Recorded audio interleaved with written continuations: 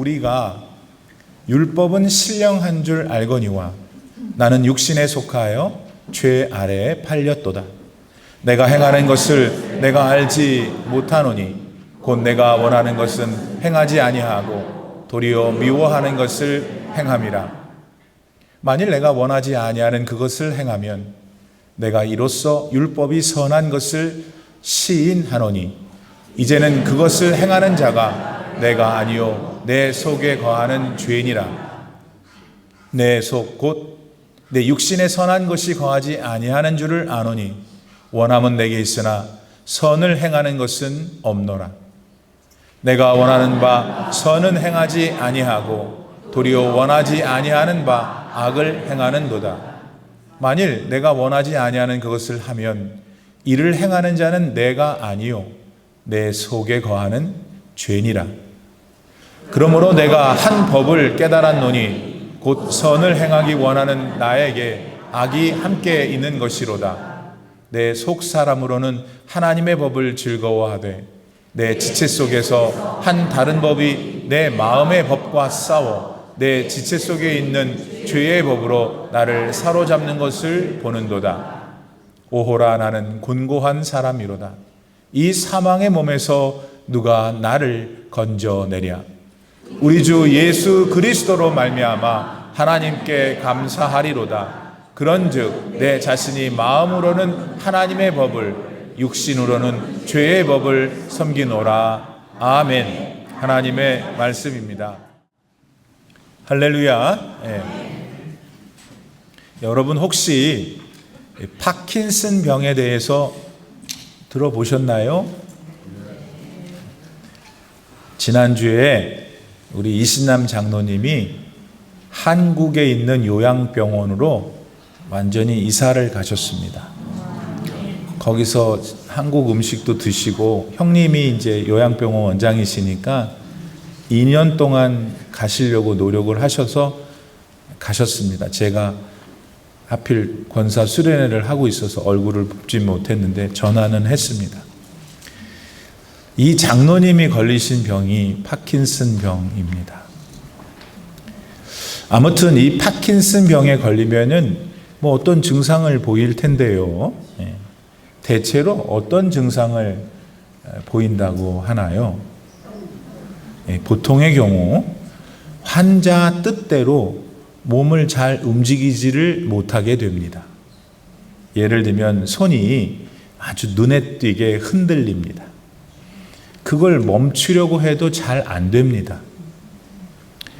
또 발이 잘 움직이지 않아 가지고 어디를 이동을 해야 되는데 안 움직이니까 이렇게 억지로 끌어야 할 경우가 있고요. 근데 이런 모든 증상들의 원인이 뭘까 하고 이렇게 들여다보니까 그거는 뇌에 발생한 어떤 질병에 있었습니다. 이걸 전문적인 용어로 말씀드리면 도파민계 신경이 파괴돼서 그렇게 되는 겁니다. 자, 이렇게 우리 눈에 보이는 어떤 이상한 행동들을 잘 따져 들어가 보니까 글쎄 그 뿌리가 눈에 보이지 않는 뇌 안의 신경의 문제에 있었던 겁니다. 근데 오늘 본문 말씀에 나오는 바울의 괴로움도 이 파킨슨 병의 특성과 비교해서 설명할 수 있을 것 같습니다. 구원을 받은 바울은 선한 일이 뭔지 알았고 해서 그 일을 하고 싶었습니다. 근데 자신의 의지와는 상관없이 그 일은 잘 하질 못하고 오히려 절대로 해서는 안 되고 또 하고도 싶지 않은 악한 일을 하고 있는 자신을 경험했습니다. 그래서 바울은 자기 그런 행동에 너무 괴로웠고 또 그런 유약한 자기 모습에 무척 고통스러워했습니다. 뭔가 바울로 하여금 그렇게 행동하게 하는 보이지 않는 어떤 힘이 있을 수 있는 것이죠. 그런 게 있다면 여러분, 그게 뭘까요? 자, 그렇다면은 오늘 여러분들은 어떠십니까? 여러분도 본문 말씀 속에서 보게 되는 바울의 괴로움이 뭔지 잘 알고 계십니까? 그렇다면 여러분들은 바울이 왜 그런 고통을 겪는다고 생각하십니까? 그리고 여러분은 바울이 겪은 그런 내면의 갈등이 여러분 안에도 찾아오면 지금 어떻게 그걸 대처하고 계십니까? 여러분, 모든 인간은 누구를 막론하고 죄인입니다. 로마서 3장 23절 말씀에 따르면 그 죄 때문에 인간은 하나님의 영광에 이르지 못한다 했습니다. 다시 말해서 하나님을 직접 뵙고 그분과 영원히 살 수 없는 존재가 된다는 거죠. 천국에 들어가지 못한다는 말입니다. 자, 여러분, 천국이 무엇입니까? 천국 가고 싶으세요? 바빠 죽겠는데 뭐 천국이 뭐.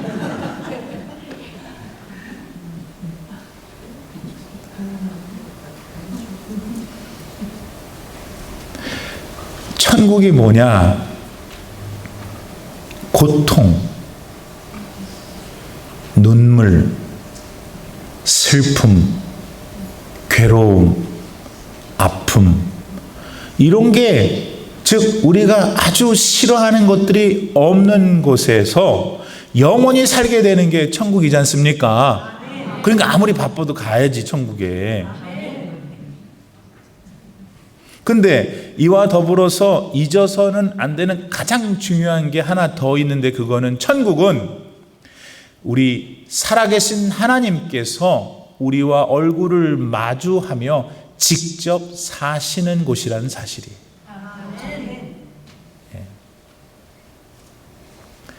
근데 불행하게도 죄가 있는 인간은 그렇게 하나님과 살 수가 없어요. 그 이유가 뭘까요? 그 이유는 하나님은 죄라는 것 자체와는 아예 공존하실 수 없는 거룩하신 분이기 때문입니다. 그래서 하나님께서는 예수님을 세상에 보내셔서 그 인간의 모든 죄를 사함 받을 수 있는 길이 되게 하셨습니다. 곧 예수께서 십자가에서 당신의 생명을 희생하심으로써 인간의 모든 죄를 다 사해 주신 거예요. 따라서 예수님의 십자가에서 보여주신 그 구원의 은혜를 누구든 믿기만 하면 죄 사함을 받습니다.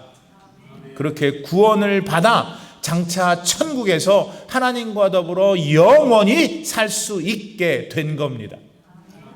그러나 그렇게 구원을 받은 인간은 이 세상에서 한동안 그의 수명이 다하기까지 살아야 합니다.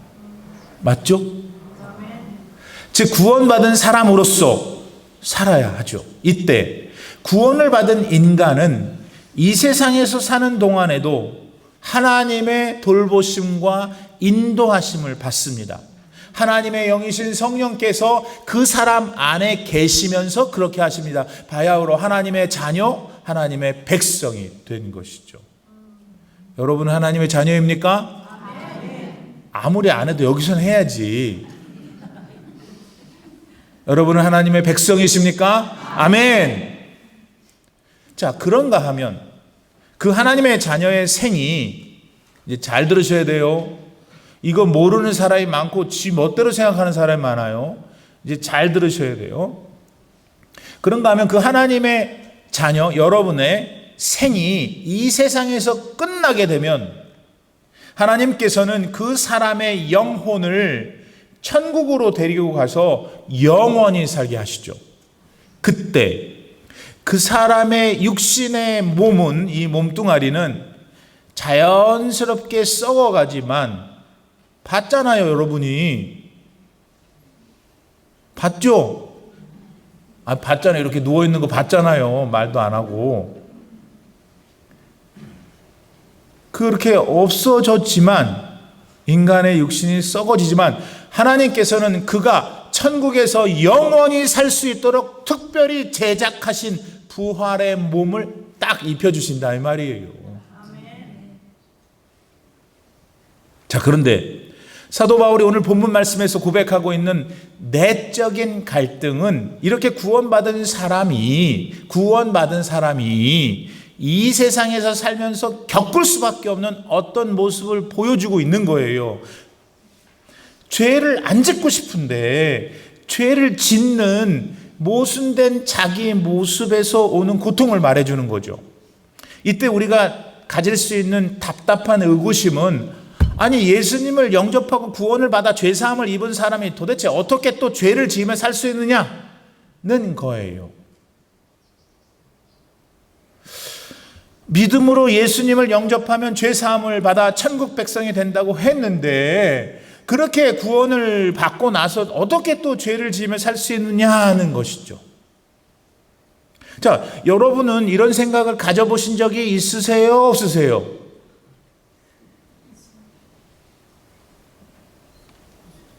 만약에 있다면 그런 여러분 내면의 질문에 여러분은 어떻게 답하시겠습니까? 여러분, 우리가 예수님의 십자가 보혈로 구원을 받게 되면 우리 마음에 새로운 성품이 생깁니다. 즉, 죄를 짓고 싶지 않고 하나님을 사랑하고 싶고 하나님 말씀에 순종하고 싶은 마음이 들어요.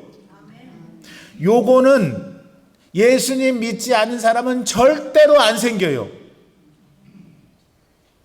그리고 이런 새로운 성품이 생기는 이유는 우리 안에 있는 영혼의 변화가 생겨서 온 겁니다. 그걸 흔히 중생했다, 거듭났다라고 하죠. 근데 문제는 우리의 영혼과는 달리 우리 육신 안에는 아직도 완전히 제거되지 않은 죄악된 본성의 찢기가 남아 있다는 거예요. 우리 인류의 조상인 아담 할아버님께서 그 남겨놓으신 이래로 유전되어 오는 타락된 본성의 잔류 레저듀가 아직도 우리 육신에 남아 있어요. 이거는 예수님을 믿음으로 영접하고 주님의 자녀가 된 구원받은 여러분들에게도 마찬가지예요. 그래서 결국 이 죄성의 본성의 찢기가 구원받은 사람으로 하여금 선한 일은 못하게 하고 원하지 않은 악한 일을 하게 하는 원인이 됩니다. 본문의 바울 사도 역시 그의 육신 안의 본성의 찢기가 역사했기 때문에 그 처절한 내면의 고통 속에서 나뒹굴 수밖에 없었던 겁니다. 자, 그렇다면 이런 타락한 본성의 찢기를 안고 사는 우리 인간의 실존 앞에서 저와 여러분 같은 성도들은 어떤 마음과 어떤 태도를 가지고 살아야만 하는 것일까요? 그중 첫째, 죄를 안 짓고 싶은데 죄를 짓는 자기 모습에 괴로워할 때에 그때 이것도 하나님이 주시는 은혜구나 감사할 수 있어야 됩니다. 무슨 소리예요, 목사님? 여러분, 죄를 짓고 괴로워한다는 것은 아직 여러분이 하나님과의 관계가 살아있다는 거예요. 여러분, 세상 사람들은 죄를 짓고도 우리 성도들처럼 그렇게 괴로워하거나 고민하지 않아요. 오히려 그들은 자기의 죄를 합리화해서 정당화하려고 하죠. 그들에겐 모든 걸 심판하시는 하나님을 믿는 믿음이 없어서 그렇습니다. 그들의 영혼이 예수님 보혈로 인해 구원받지 못해서 그런 겁니다. 물론 원치 않는 죄를 지은 것 자체가 잘한 것이다 라고 말하는 거 아닙니다.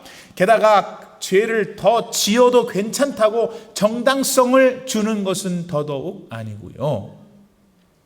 사실 우리 성도들은 지은 죄에 대해 반성하고 속히 회개해서 하나님과의 관계를 회복해야 합니다. 같은 죄를 반복해서 짓지 않으려고 최선의 노력을 다해야 하지요. 그러나 그러는 중에 그렇게 하면서 어떻게 해야 되냐? 이미 지은 죄에 질질 끌려다니지 말라는 거예요. 오히려 그렇게 죄에 약한 자기를 예수님께서 용서해 주신 것을 깊이 감사하며 툭툭 털고 믿음으로 나아가면 됩니다.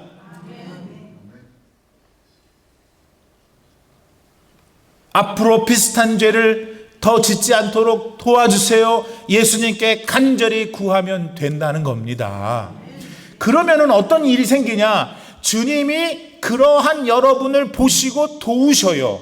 그 결과 여러분은 그 이전보다 훨씬 복되고 거룩한 인생을 살게 됩니다. 이걸 믿고 그렇게 살아가는 여러분 되시기를 바랍니다. 그렇게 해야 된다는 거예요.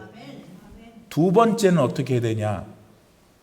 우리 성도들은 예수님을 딱 영접하고 난 다음에는 모두들 다 이 생각해야 돼요. 나는 성화되어야 해. 나는 성화의 길을 걸어가야 되는 사람이야. 이렇게. 목사님, 성화가 뭔데요? To sanctify. 예수님처럼 더 거룩해지는 것이에요. 근데 이게 중요해. 이 성화는 반드시 실패와 성공이 반복되면서 그 모양을 이루어간다는 거예요. 예수님 딱 믿고 구원을 딱 받았는데 그때부터 나는 자동적으로 automatically 거룩해. 눈만 뜨면 거룩하고 다음 날도 거룩하고 그렇게 안 돼요. 그런데 거룩을 하라고 하니까 이 문제 아니에요, 우리가. 근데 거룩하면은 실패와 성공이 반복되는구나. 다시 말해서 원치 않는 죄를 지었어요. 실패했죠. 근데 그때 그 실패를 하나님 앞에서 진실하게 회개하고 고통스러워하면은 하나님이 은혜를 주셔요. 내가 너를 용서하나. 그럼 그때 은혜에 감격하고 기뻐하고 또 하나님이 기뻐한 삶을 살려고 하면서 이전에 지었던 거를 안 짓는 성공을 맛보는 거예요. 요게 싹 과정에 지나면서 어떻게 되냐면 그 본인이 성품과 삶이 아주 거룩해져 있는 거예요. 옆에 분들 보세요. 그렇게 돼 있잖아요. 아니 보시라고 지금. 여러분 우리 교인들이 얼마나 수준이 높은지 아세요? 여러분 교회 와서 저거 왜 이러냐 그런데 저거 왜 그러냐 그 사람도 바깥에 내놓으면 거룩한 성자예요. 여러분 이거 왜 그러세요? 교회가 왜 그러냐 그러면 지들은 더 못해요. 왜 교회가 그러냐면 너네들이라도 잘해야 될 거 아니야 이거 아니에요. 세상이 말하는 게. 근데 잘하고 있어요. 왜냐? 이런 프로세스를 성령 하나님이 성도의 심령 속에서 매일 갖게 하기 때문입니다. 아니 솔직히 여러분 우리끼리 얘기인데 어떤 사람이 죄를 한 번도 안 짓고 삽니까? 물론 다른 사람보다 덜 죄를 짓는 사람이 있죠. 하지만 단 한 번도 죄를 안 짓고 세상 살 수 있는 사람 아무도 없어요. 일본의 유명한 신학자 우츠무라 간조는 만일 하나님의 뜻을 마음대로 다 행할 수 있는 사람이면 그건 인간이 아니라 하나님이라고 그랬어요. 뿐만 아니라 솔로몬은 전도서 7장 20절 말씀에서 선을 행하고 죄를 범하지 않는 사람은 의인은 세상에 없느니라 그랬어요. 아주 없느니라. 따라서 더 중요한 게 뭐냐? 그런 연약한 삶 가운데 누가 성화를 목표로 믿음의 길을 계속 걸어갈 것인가 하는 거예요. 그리고 그런 길을 걷는 성도들은 반드시 자기 삶 속에서 실패와 성공이 반복되며 그런 중에 더욱 더 성숙해서 하나님께 가까이 간다는 걸 알아야 하는 거예요. 그러니까 여러분 기죽을 게 뭐 있어요? 자꾸 왜 가만히 껌껌한 데 있어요. 빨리 나와서 가라고 가. 알아요 하나님이 여러분이 그렇게 못된 걸. 근데 못됐는데 하나님이 못된 거 고쳐주신대잖아요. 그러니까 가는 거지, 믿음으로. 사랑하는 성도 여러분, 교회를 다니면서 믿음 생활을 하면서 남 모르게 괴로워하는 여러분 죄가 있을 수 있어요. 오늘 그냥 이거 다 마음 까놓고 얘기하면 몇 년 걸릴 거예요. 하지만 이제부터는 죄책감에만 사로잡히지 마십시오. 여러분이 걷는 길은 성화의 길이어야 하며 그 길 가운데 만날 수 있는 실패를 오히려 성숙을 위한 밑거름으로 삼으세요. 그래서 매일 매순간이 믿음의 성숙을 이루어내는 시간들이 돼요. 마침내 여러분의 인생이 하나님이 기뻐하는 온전한 인생이, 성숙한 인생이 되기를 축복합니다. 세 번째, 어떻게 하란 말입니까? 여러분 내면에서 영적 전투가 있을 때마다 언제나 예수님께서 미리 이미 이루어 놓으신 구속의 은혜를 기억해야 해요. 그리고 감사해야 해요. 바울은 본문 여러 곳에서 자기 안에서 싸우고 있는 두 마음에 대해 말하고 있어요. 하나는 하나님의 법, 하나는 죄의 법. 그러면서 그 법들이 자기끼리 일으키는 내면의 갈등으로 인해 그는 참으로 곤고해서 괴롭다고 했어요. 그 고통이 또 얼마나 컸는지 제발 좀 누가 이 고통에서 나를 구원해 달라고 말했죠. 근데 여러분 사실 여기서 바울은 그런 고통에서 해방될 수 있는 방법을 몰라서 그렇게 하고 있는 게 아니에요. 바울은 그 해방의 길을 잘 알고 있었어요. 목사님은 그걸 어떻게 아세요? 제가 어떻게 알겠어요? 성경에 나오니까 알지.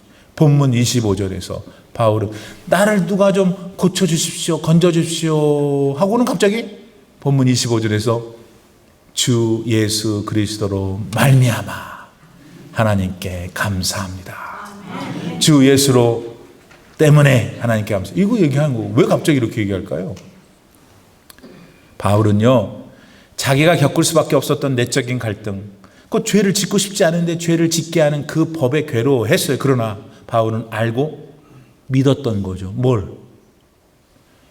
자기가 율법을 지키지 못한다는, 말하자면 죄를 짓는다 하더라도 그게 예수님을 통해 이미 자기가 받은 용서와 구원의 은혜에는 아무런 영향을 미치지 않는다는 걸 알았어요. 다시 말해서 바울이 부족하여 죄를 짓는다 하더라도 하나님의 용서의 은혜가 임하여 바울은 절대로 심판의 형벌을 받지 않는다는 사실을 그는 믿었던 거예요. 어떤 신실한 장로님이 계셨어요. 이분은 젊은 시절에 성령 체험하고 구원을 받는 거듭난 체험을 했죠. 근데 어느 날 성경을 이렇게 읽는데 예수님께서 마태복음 5장이죠. 여자를 보고 음욕을 품는 자마다 이미 간음하였느니라 하는 말씀을 딱 보고서는 이 여인을 보고 음욕을 품지 않으려고 무진 애를 썼답니다. 근데 노력을 그렇게 했는데 그 장로님의 마음에는 음욕을 품고 있는 자기를 발견하곤 한 겁니다. 그래서 너무나 죄에 무능한 자신을 발견하고 낙심하고 괴로워하던 중에 용기를 내서 목사님한테 자기의 심경을 털어놓은 겁니다. 제가 이렇다고. 아니 그랬더니 목사님이 뭐라고 답하셨습니까? 장로님, 사실 저도 그런 체험을 많이 하고 있습니다. 그러니까 이제 우리는 우리 자신을 바라보지 말아야 합니다. 오직 구주 예수님을 바라보아야 합니다. 이게 주님이 원하시는 온전한 신앙입니다. 여러분, 이 사실을 여러분도 믿고 계십니까? 네? 안 됩니다. 안 되는 자기를 책망하는 것도 자기만 보고 있는 거예요. 아니, 하나님 참 어떻게 저가 이렇게 못났습니다. 저를 또 불쌍히 여겨주십시오. 그렇게 하나님을 바라봐야 된다는 거예요. 사랑하는 여러분, 지난주에 우리는 부활절을 뜻깊게 보냈습니다. 죄와 사망의 권세를 이기시고 부활하신 우리 주님, 그분을 보면서 우리도 언젠가 예수님처럼 부활하여 영원히 살 것을 믿게 되었습니다. 예, 진짜 우리 언젠가 다 자기 수명 살다가 하나님 나라에서 만납시다. 근데 그 부활의 시간이 오기 전에 우리는 이 세상에서 오늘의 시간들을 보내야 되잖아요. 매일매일. 그렇죠? 네. 근데 천국에 가는 날까지 우리가 겪어야 할 이 세상의 시간들은 믿음의 눈으로 볼 때는 그렇게 간단치가 않은 거예요. 저 위대한 믿음의 사도 바울처럼 바울도 겪었던 그 하나님의 법과 죄의 법이 우리 안에서 심각하게 싸우는 영적인 전투를 우리 모두가 감내해야 해요. 이런 내면의 은밀한 과정을 성공적으로 다루지 못하면은 여러분 맨날 교회 오면 전도, 구제, 선교, 사랑, 포용, 관용, 용서, 인내 이거 맨날 하라고 그러잖아요. 왜냐하면 이렇게 해야지 성도가 온전한 삶을 살 수 있는데, 근데 이 모든 것들이 되려면은 그 안에 우리 속 안에 있는 영적인 전투에서 여러분이 이겨내야 된단 말이에요. 이겨내야 미운 사람도 사랑할 수 있고, 이겨내야 내 아까운 것도 선교할 수 있고 그런 거잖아요. 따라서 자, 마무리합니다. 오늘 난 뭘 해야지? 난 지금 뭘 하고 있지? 난 무엇을 해야 할 필요가 있지? 이런 걸 묻기 전에 여러분 속마음에서 일어나고 있는 영적인 전투에서 먼저 대승을 거두십시오. 그렇게 되면 여러분의 앞으로의 믿음의 삶이 더욱 빛이 날 겁니다. 여러분의 삶은 그렇게 될 때 반드시 곧 가게 될 하나님 나라에서 상급을 받는 복된 인생이 됩니다. 그런 인생들을 꼭 사시는 여러분 모두 되기를 바랍니다. 네.